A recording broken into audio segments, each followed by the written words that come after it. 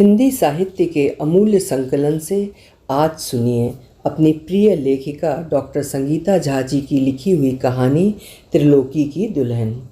तो शुरू करें कहानी त्रिलोकी की दुल्हन। बचपन से आलोक, मयंक, रितेश ऐसे नाम सुनने की ही आदत थी।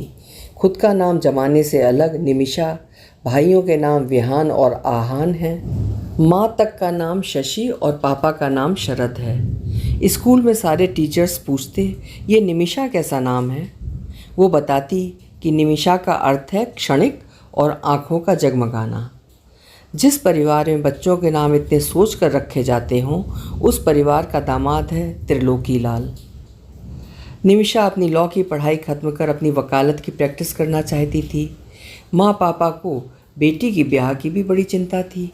रहते तो वो महानगर लखनऊ में, पर अपनी सोच महानगर में लाने की बजाय अपने छोटे से बिहार के गांव सरहिल्ला को ही लखनऊ में ले आए थे। निमिषा की दोनों बुआओं ने बिरादरी के बाहर अपने मन से प्रेम विवाह किया था। इससे पापा चाहते थे कि बेटी का विवाह किसी सजातीय लड़के से हो। सारी सहेलियों के पति राकेश, प्रदीप, संदीप जैसे नाम वाले ही थे। निमिषा के लिए घर वालों ने शादी.com में इश्तिहार दिया। एक लड़के पर आकर माँ और पापा दोनों ही अटक गए। IIT, IIM का ठप्पा और एक बड़ी IT कंपनी में नौकरी। और क्या चाहिए एक लड़की को। माँ पापा को भी इतने योग्य लड़के का त्रिलोकी लाल चौधरी नाम खटका, लेकिन किसी तरह उनकी योग्यता देख मन को मना लिया। दोनों इसी उधेड़बुन में लगे रहे कि निमी को नाम बताएं तो कैसे बताएं। वो तो नाम सुनते ही कूद जाएगी, बाकी खूबियाँ तो धरी की धरी रह जाएंगी। माँ ने सुझाव दिया, अभी उसे TL चौधरी बता देंगे। त्रिलोकी के पिता का नाम अनोखेलाल और माँ दुलारी देवी था। ठीक निमी के परिवार की तरह वहाँ भी 2 भाई और एक बहन थी। भाई का नाम बांके बिहारी और बहन का नाम गंगा देवी था। त्रिलोकी का परिवार बिहार के एक कस्बे सकरी से था, जहाँ पिता की ईंटे की भट्टी के साथ ही पुश्तैनी खेती भी थी। खाने पीने की कोई कमी ना थी, पर अनोखे लाल जी को मलाल था कि वो खुद पढ़ नहीं सके थे। इसलिए उन्होंने तीनों बच्चों की शिक्षा पर विशेष ध्यान दिया था। दोनों भाइयों ने पहली ही बार में IIT क्रैक कर लिया और बेटी ने भी पटना साइंस कॉलेज से MSc कर लिया था। पढ़ाई में सभी बहुत आगे थे, लेकिन दुनियादारी की दौड़ में बहुत पीछे। कपड़ा को कपड़ा और शीला को सीला, विवेक को विवेक उच्चारण करते जो किसी भी लखनऊ शहर की लड़की को नागवार गुजरता। फिर यहाँ निमी तो थोड़ी ज़्यादा ही स्नॉबिश थी। पापा माँ बड़े असमंजस में थे। कई बार सोचा इस TL को छोड़ कोई और लड़का देखें, लेकिन फिर आकर उसी पर अटक जाते। इसी बीच निमी ने शहर के एक मशहूर वकील कमाल साहब को बतौर इंटर्न ज्वाइन कर लिया। वहाँ उनके बेटे दानिश से, जो अपने पापा की फर्म में जूनियर एडवोकेट था, से निमी की दोस्ती हो गई। घर आकर वो सिर्फ दानिश सर की बातें करती। आज दानिश सर ने ब्लू डेनिम पहनी थी, कभी कहती आज दानिश सर ने बहुत ही अच्छा पिज़्ज़ा खिलाया। भाई कहता, तू ना अपने दानिश सर को अपनी लॉ फर्म में ही छोड़ कर आया कर। पापा चुपचाप देखते और सहकर्मी तो सहकर्मी होते हैं, सोच चुप्पी साध लेते और माँ की ओर देखते। माँ भी कुछ नहीं बोलती, पर बड़ी देर सोचती। आए दिन टीवी पर लव जिहाद के वाक़ये चिल्ला चिल्ला कर दिखाए जाते। निमी देखकर ज़ोर से चिल्लाती, बुलशिट, क्लोज द टीवी। आप लोग भी ना कहाँ कहाँ से ढूंढकर बकवास चैनल देखते हैं। ये लोग TRP बढ़ाने के लिए हर हिंदू मुस्लिम के बीच के कनेक्शन को एक्स्ट्रापोलेट कर लव जिहाद का नाम देते हैं, और आप जैसे लोग उनके फैंस हैं। उसका ये रिएक्शन माँ पापा दोनों को परेशान कर देता कि कहीं इसका और दानिश का कोई चक्कर तो नहीं। पापा माँ दोनों ने ही मन सोचा कि निमी उन्हें कोई शॉकिंग न्यूज़ सुनाए, उसके पहले ही वो उसे सरप्राइज़ दे दें। त्रिलोकी का जिक्र जब बेटों से किया तो दोनों एक साथ चिल्लाए, त्रिलोकी, बाप रे, हमारा बहनोई, मना करो आप लोग।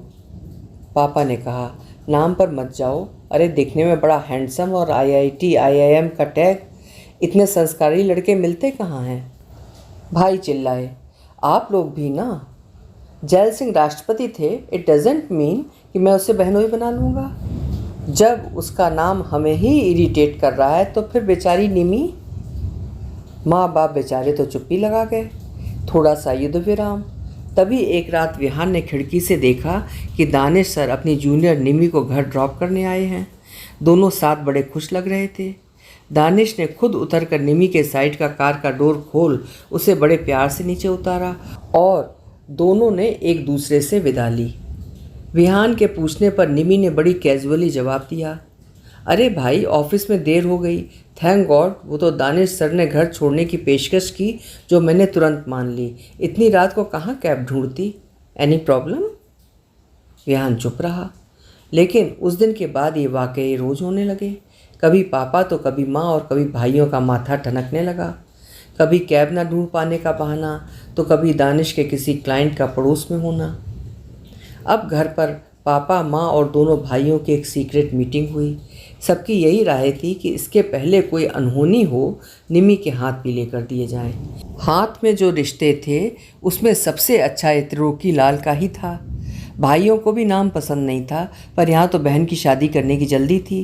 केवल नाम की परेशानी थी, बाकी सारी चीज़ें मसलन लड़के की नौकरी, एजुकेशन और ख़ानदान सब बेमिसाल थे। सबने मिलकर निर्णय लिया कि निमी को उसका नाम टीएल चौधरी ही बताया जाएगा और सब उसे टीएल ही पुकारेंगे।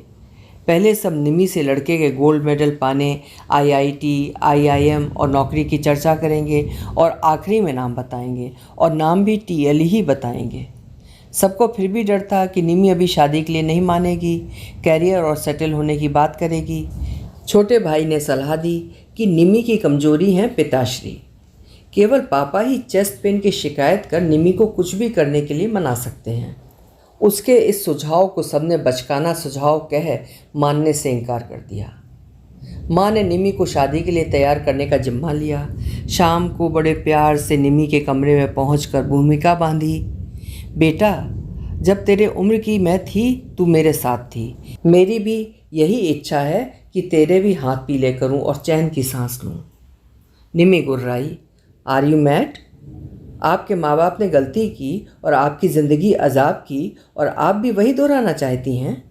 मेरी पूरी ज़िंदगी का सवाल है, मैं कुछ करना चाहती हूँ। अभी मैंने केसेस लेने शुरू किए हैं, सीनियर सर भी मेरी तारीफ़ करते हैं और आप लोग मुझे खूंटे से बांधना चाहते हैं। माँ चुप रह गई, पर जब भी जिक्र छेड़ा वैसा ही जवाब पाया।